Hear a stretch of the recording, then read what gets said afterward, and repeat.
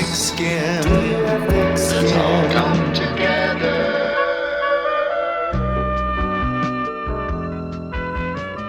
Welcome to the Roastmaster's pop-up show, everybody. Hell yeah. We are here. Next to We Are Here on Ventura Boulevard, my first ever pop-up show.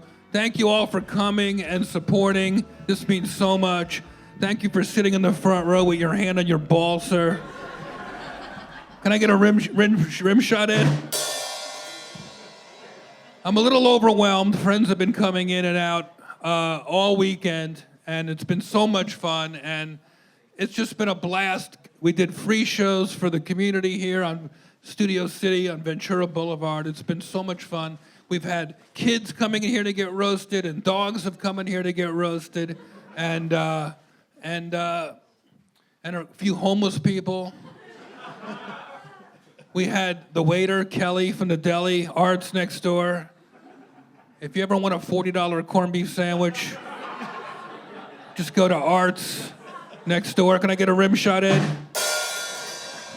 Welcome to a very special live remote episode of Thick Skin, my podcast. This time we are not in the bunker under my house. We are in what used to be a furniture store on Ventura Boulevard.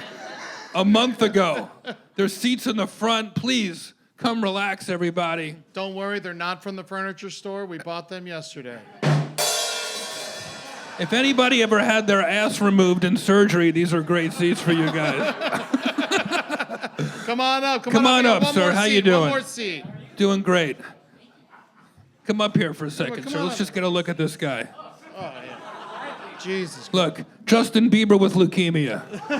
Sit down, sir. Sit down. Sit down. Sit your ass down. Sit down.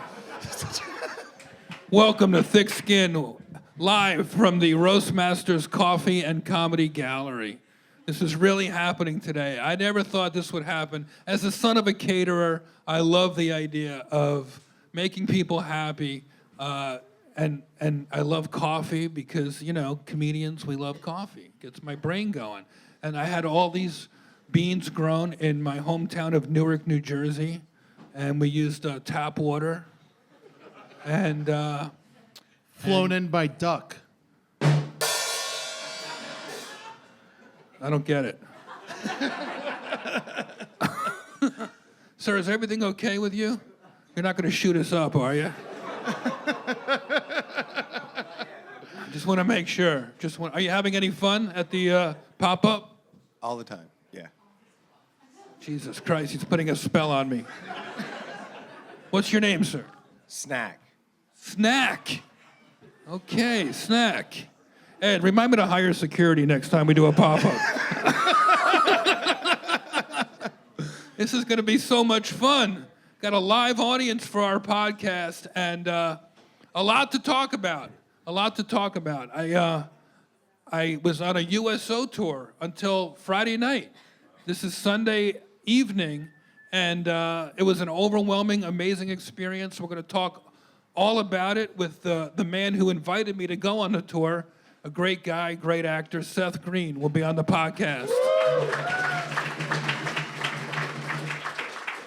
Come on in, Miss Martha Stewart. Take a bow. How you doing, sir?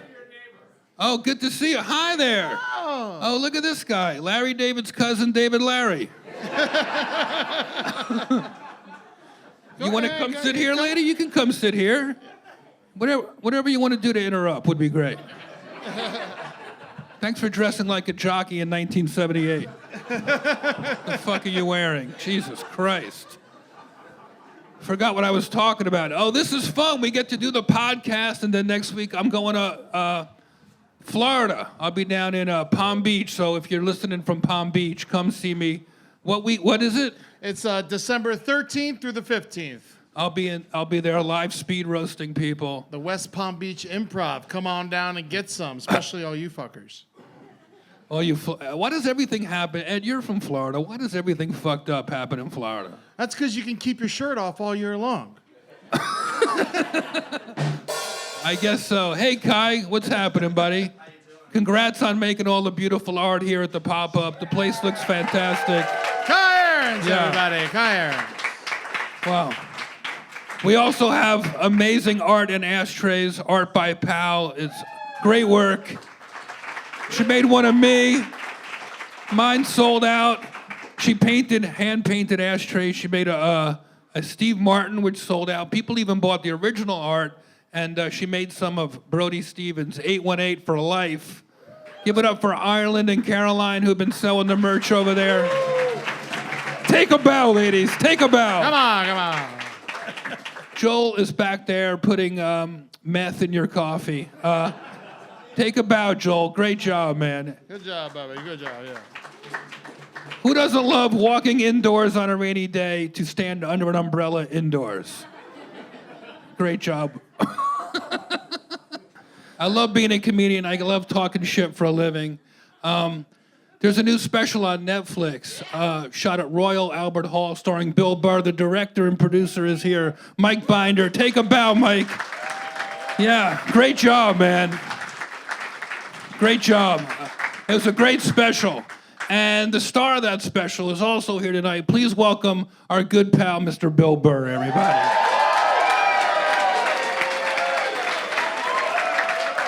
The Double B. Thank you. Jeff Ross, everybody. Keep it going for Jeff. Is this the Kevin Hart mic, or do I use this one? Hello? I wasn't talking about the car crash. He had a gold microphone his last special. Jesus Christ, he's groaning already. Oh! Should I do a hashtag and become internet famous? I was so offended. I hate cordless fucking microphones. Look, I can't even... Use the other one. Use the other one.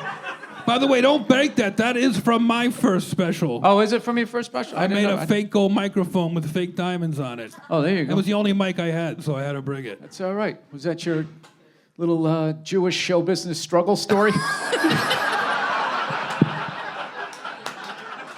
My Uncle Jaime gave me a special 6 months into my career. I didn't even have a microphone. I had to make my own. Huh? Ross is not your last name, you fucking sellout. Who got to you? Who got to you, lip shits? It was all happened in high school when somebody said, if your lip shits, my ass talks. I was like, I gotta do. I was actually on Star Search in 1992. As lip shits? As Jeff Lifschultz. Schultz, sorry. And they had to use a different font to get my whole name on the screen. And I was so humiliated. And then Ed McMahon kept mispronouncing my name every time I won. I was like, this is a losing cause. Please welcome next week's challenger, Jeff Life Schultz. I had no confidence, so it threw me off. Oh, I'm sorry. My middle name, Ross, it works Well, that's better. good, though. If you won Star Search, then you would have had to been a clean comic. You would have gone the sitcom route, right? You'd be the schlubby guy with the hot wife. You'd say dumb things. She'd roll her eyes. Right into syndication. Think of the hair plugs we both could have bought with that money that you would have fucking made if you'd only fucking stood by your people. Unbelievable. I was Bill Burstein. I'm actually one of your people. I was. I got a fucking nose job and I turned it all around. You know, I thought they were going to do a remake of State of Grace. So that's what I decided to do. You look great. It worked out. It worked out for both of us. We're performing for free on Ventura Boulevard. Yeah. That's right. Your room. If I knew this was your place, I wouldn't have come down. I actually thought this was a legit club. I was like, oh man, Jeff is falling off. I'm hosting. Be like that old comic, I just got to get off the road, man. I need a place to work out, you know? This is my spot. These are our people, Bill. Oh, all right. These are people who need a fucking laugh for free on a Sunday night. You got to do like a rotisserie chicken with the Roastmaster thing, some sort of Foreman grill. There's got to be something in there. You guys get together? That would be a good idea. Yeah. Not a funny idea, but a good idea. Roastmaster's Grills. You want to back me? I'll bankroll. I'll throw some fucking money at that. See Because that? we either win or I get to hold it over your fucking head every time I see you. How the fuck did you talk me into that shit? Thank you, Bill. Bill Burr, everybody. You're a real pal. Take a bow, you motherfucker. Take a bow. Thank you. Thank you for using my gold mic for my first special. Congratulations, Bill, on the rest of your attitude. What else, Ed? Is there anything else we need to talk about before we bring up our guest? No, that's all we have down here on our list, except unless you want to do a birthday shout out. Yes, that was it. We have a very important birthday shout out. Today is the man, Sam Kinnison's birthday, everybody. Yep, shout out. You fucker! I love Sam Kinison. One of the first shows I ever saw in my life was, I was just in high school, I think. I saved up to see Sam Kinison at Rascals Comedy Club. So cool. In West Orange, New Jersey, and we spent all our money. My buddies and I had to pay $40 to see Sam Kinison, and we sat like in the back row. But this guy we'd only kind of sort of heard about, just started screaming, and you know, it's just like when I started to realize, like, oh, like funny is natural. Like he was just funny, literally just making human guttural noises. So I was like, wow, there's really something there. And I'd never in a million years watched that and said, I can be a comedian. It wasn't years later that I thought, oh, I can be a comedian. He almost made me think I could never be a comedian because he was like this mythical rock star on stage at a 500-seat comedy club. You know, to me, it was just like larger than life. And I remember when he passed away, that was a sad moment. I'd never met him, but I started to become a big fan.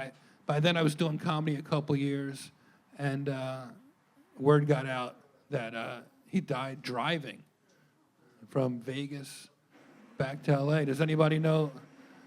Yeah, and I remember my friend Jay Moore was like the last comic to ever see him, so that was kind of heavy. Anyway, thanks for coming. I really tried to be uplifting just for a second. And I want to give a special commemorative. I know we usually do our roast in peace segment at the end of the pod. Maybe I should save it. Whatever you like, buddy. All right, I want to give a shout out right now to my cousin Milton, who passed away a couple of weeks ago. He was 92 years old. You guys will appreciate this. You always say, and my friend Bernie Shine, he's here, he told me this. He's like, you always want to die old or well. You don't want to have a bad death. My cousin Milton lived to be 92 and had the best death ever. A couple of weeks ago, he's walking into the New Jersey Performing Arts Center in Newark, New Jersey, to see a jazz show. He's holding hands with his wife, Claire, his wife of like 70 years, right? They walk up the stairs to this jazz show. He's 92. He didn't have a heart attack. He didn't have a seizure. He didn't have a stroke. He just stopped right at the door, laid down on the ground, and went to sleep. Which is the greatest way ever of saying, I fucking hate jazz.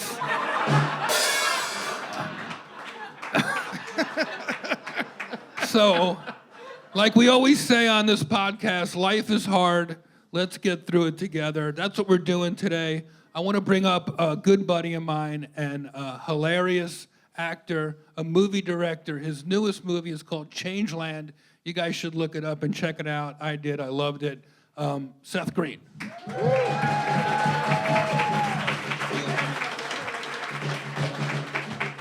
Hi, Seth. Grab that microphone. Hi, buddy. What's happening, buddy? Well, everything's great. You want to sit on the stool or the big chair? Or you want to just stand here and we'll use it as a table? What if I sit on this big chair? That feels appropriately obnoxious. This kind of works. I feel very at home. What if I get like really cozy on it? I think I'm just the right size to make This a makes couch sense. of this thing. I feel at home behind a podium and you feel at home in a chair that's too big for you. Fair enough. I could sleep anywhere. Can you guys still hear me okay in the back? Give it up for the grinder doing a good job tonight. I'm pretty sure that's Diplo's new single. Have you gotten any rest? I know we had a very vigorous week. Seth invited me to join him on a USO tour of Alaska. And we just got back just about 48 hours ago. We were there for 5 days. It was an adventure. It was an adventure. Truly an adventure. And Well, you've done a lot more of those than I have. I've only done a couple of them. You've done over 30 of them in some pretty exotic places. yeah, I've been to your mother's pussy. Has anybody ever? The most exotic of all places. You're the most unlikely Mrs. Frizzle. I've been all over, everywhere from Iraq a few times to Hawaii, to Alaska, to Kosovo, to Guantanamo Bay.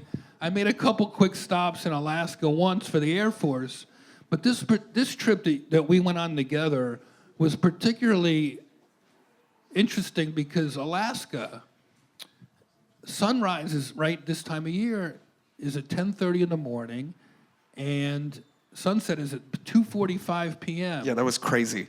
Coupled with the fact that it's the holidays, and that can be very depressing for a lot of people that are stationed far away from home, up in Kodiak, Alaska, where the Coast Guard is. We were in Fairbanks, we were in Anchorage, and the Department of Defense asked the USO to send some people up who could just spread good cheer. So that was our mission. Yeah. You're a very jolly visit. We had a great time together, though. Jeff's personality is fantastic, and everybody recognized him. Everybody wanted him to roast them. You're such a good sport. It is weird getting made fun of constantly by strangers, but I guess I kind of deserve it.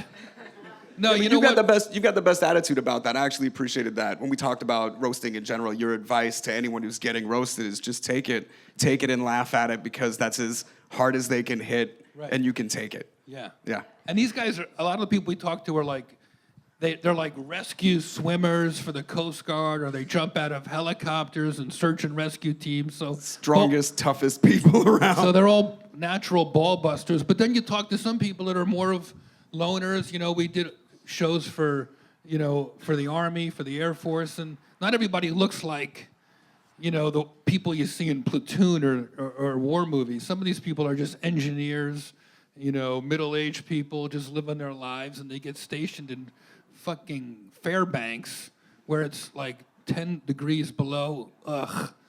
It's like really cold. It was super cold. So it was really dark. And they it's told very us, spread out and totally remote.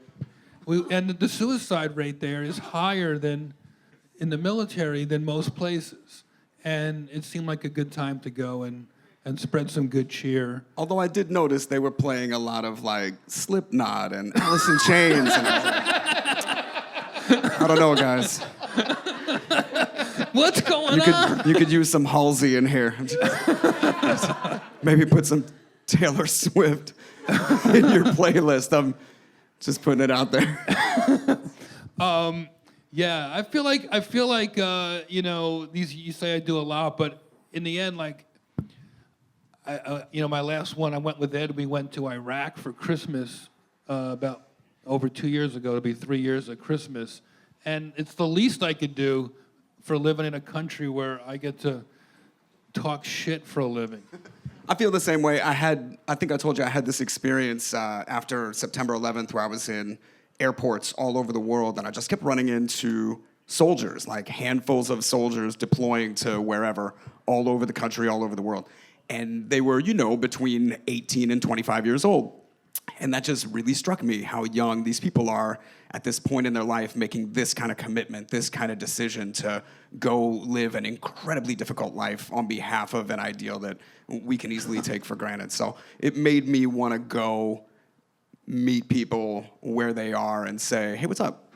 Thanks for doing this. Stick with it. You got it. Oh, you want to hug me? Oh, you want to choke me? Okay, we can take a picture of you choking me if that's your thing, I guess. That was the most interesting thing. I've done 1 million meet and greets and that kind of thing.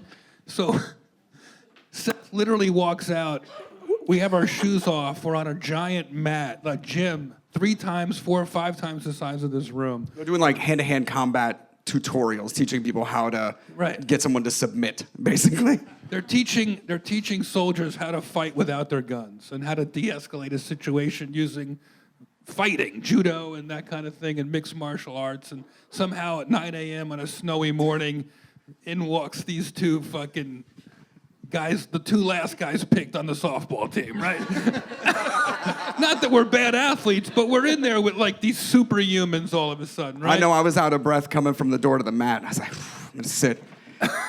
Yeah, so here we are, and well, you can tell You're the clearing story. stuff away. This feels like something's about to happen. No.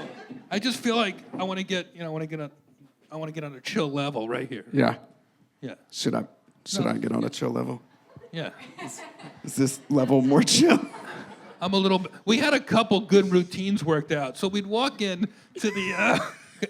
We'd walk into these random units. You know, like sometimes they'd be, you know, in a hospital, the hospital staff, and sometimes it would just be some random kitchen workers. They would just kind of walk this around. And so finally we get to the penultimate show. It's a Christmas tree lighting full of families. And some colonel who thinks Seth is the greatest thing ever, never fucking heard of me, right? And so like I'm pacing back and forth, and I peek out the window, and there's 40 kids. All the kids that live on this base are singing Christmas carols. And then someone walks over to me in a uniform and says, "You guys are next." So I go, "How much time we have?" And they're like, "They have 7 more songs." I'm like, "Perfect." So I go back to Seth, and And I'm like, what are we gonna do? I don't even know if any of my material works. Yeah, well, under 17, like yeah, all right, you know, how do you? So then they give these kids us. are learning to tie their shoes. I don't think they're gonna get my references. But interestingly enough, you know, enough of the parents, they kind of get the joke. So I go, what were our little bits? Were like, great to be here, everybody. Merry Christmas. And look, I brought my own elf on a shelf. And I said, and I brought my Thanksgiving turkey. Thank you, Ed. I So, you appreciate know, that. now we're killing with the 6-year-olds at the Christmas tree lighting. And suddenly we had it all worked out where this soldier runs out on a certain, when I mentioned presents, I think. with a Hey kids, are printed you card. excited for some presents? And Special report, this just in. Uh-oh, our satellite is tracking Santa. something in the sky just above the base, and it looks like he's landing. Are you kids ready to meet Santa Claus? Yeah, so these, you know, normal kids are loud. Picture like if your parents are Marines. These are fucking loud kids, right? And they're screaming for Santa. And then, because it's Alaska, we walk outside and Santa rolls up with actual reindeer. That's awesome. Like, But watching the handlers be overtaken by the speed and power of the reindeer was something I'll never forget. Because Santa Claus is in the sleigh, and they're just barely poised right there. The reindeer are like, coming in so hot, dragging this sleigh. And I was right next to it. 'Cause I don't know why I thought they were trained. That didn't make any sense. But I'm like, seems a safe place to get an Insta story. Let me get really close to this actual wild animal. And I heard one of the scariest things I'll ever hear, because I was trying to get a selfie with Santa Claus, and then the reindeer just start moving, and 2 handlers in unison say, "We don't have him! We don't have him!" Jesus Christ. Oh my God. I've never moved so fast through 10 inches of snow. I bounded backwards like something out of Crouching Tiger, Hidden Dragon. but not without saying hi to the Canadian general. That guy had an incredible mustache, and I would say hi to him even if he wasn't in the armed services. They had some random Canadian general that was obsessed with Seth. Seth's fan. Oh, so the other thing the story I didn't really finish is, so we're on these mats and we're, you know, kibitzing around with these guys for like an hour about martial arts and judo and how to, handle yourself in a fight, and they have like a fight house simulator thing that he's like fighting in. And finally, it's like picture time, and Seth's on the mat, and he goes, "All right, who wants to put me in weird wrestling positions?" So now these fucking giant guys are like, I said, hey, let's take pictures. What do you guys want? Do you want to how do you want to do this? Were we taking prom pictures, or what do you want? And right away, a guy was like, I want to put you in a triangle hold. And I was like, I guess we're fucking doing this, all right, buddy. Yeah. Somebody else was like, this is a move I call knee on your chest. And I was like, it's very descriptive, thanks. If you want to see every possible celebrity photo position, search these photos from our USO Alaska trip, because I learned a lot about wrestling and sex just watching him take pictures with people. It's my privilege to educate. And thank you for inviting me, and it means a lot that we got to go together. That was super fun. Me too, man. You were fantastic out there, and it's incredible. Like doing that stuff is a real challenge, and it is so awesome to have somebody so good at it coming from the same place out there. Thank you, buddy. Yeah, buddy. If you're listening to this or you're here tonight at the pop-up, uso.org, there's so many things you can do on there. You can send care packages to men and women in the military. Some of these places are so far away and so cold or lonely. So think about this. Think about it. It's such a us and them thing. We're in Hollywood. We're in LA right now. We're having fun. You don't have to send $1,000. You could send $20, $10. And it makes somebody feel so good, because on the donation page there, you can write letters to people, like to soldiers, and thank them for stuff like that. It sounds corny, but imagine if you were fucking in Alaska on a boat right now, making sure we don't get attacked by Russia. No, we're here, sitting on the floor like a grown-up. Thank you, sir, for sitting on the floor. You're a true comedy fan. All right. Well, thanks. Hey, when's your Christmas special? Do you know? I think it's midnight tomorrow night. Oh, yeah, really? Robot Chicken, holiday, mystery, murder, special thing. All those things? The title is so long. We started naming things incredibly long. We won an Emmy at one point, and we were like, and they on the statue they print the title, and we were like, I wonder what the longest title. I wonder what the record is for most shit printed on one of these things. So we started printing incredibly long. We just started naming everything something obnoxiously long to see if we would A, win a prize for it, and B, if they would print it on the plaque. They're like, Seth, we have some bad news. It's longer than Who's Afraid of Virginia Woolf. Yeah. And we can't use it. Yeah. One of the longest titles ever. But how many Robot Chickens have you made? At the end of this season, which is our 10th season, it'll be 200 individual episodes and then a bunch of specials. Damn. Jesus. Thanks. That's a lot of fucking chicken. Seems improbable. That's so crazy, right. man. That is great. Congratulations. Thanks, man. What a great guy. Give it up, Seth Green, everybody. Thanks, guys. Thanks, man. Hang out. Also hang the out. great Jeff. 5 minutes. Hang for this. Okay. We have I'll this stick- one last bit. All right, I'll stick around, but only right? because this chair is so warm and comfortable. No, we'll do roast in peace. Roast we'll in do peace. Roast in yeah. peace. Yeah, it's time for, life is hard, but we're getting through it together. And we always end Thick Skin with a tribute to somebody who passed away recently. And I had the pleasure of doing a sitcom pilot with this person 20 years ago, early in my career, a great actor. His name's Ron Liebman. So Ron Liebman, roast in peace.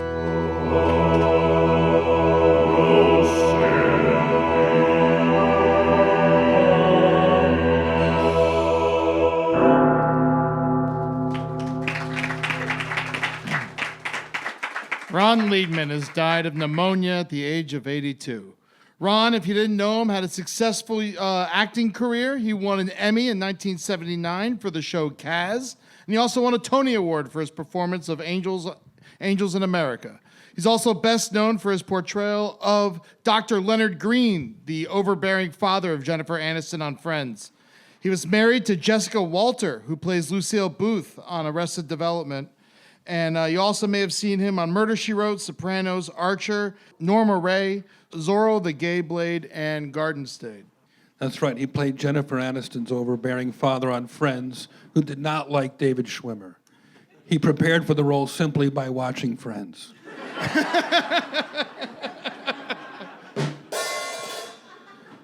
Ron Liebman, he won the Tony for Best Actor in Angels in America. Angels in America is a play about what happens when a man has too many Tonys. It's an AIDS show. If you've never seen Ron Liebman, he kind of looks like a really attractive man was put through a beef jerky maker. I did a pilot with him called Thicker Than Water, written by Stephen Corrin in the late 90s, one of my first big breaks. He played Valerie Harper's husband, and she played a Jewish woman even though she's Italian, and he played an Italian husband even though he's Jewish. And he was fucking amazing, and he was a total asshole to me. But I think he was just staying in character because I was trying to fuck his daughter. That was the plot line. So Ron Liebman, roast in peace. Roast in peace. All right. You know what? Thank you all for listening to the podcast. My emotional support humans. It means so much to hear your feedback. Like and review the podcast on Apple Podcasts. Absolutely. You can get your emotional support human t-shirts right in the back of the room or on roastmastergeneral.com. Be a part of the thick skin army, baby. That's right. Love my fans. Love my friends. Seth Green, one more time for Seth. Green! Thanks, guys. Thanks for listening, everybody. Woo! Love you. Life is hard, but don't worry, we're getting through it together. Bye. Yeah.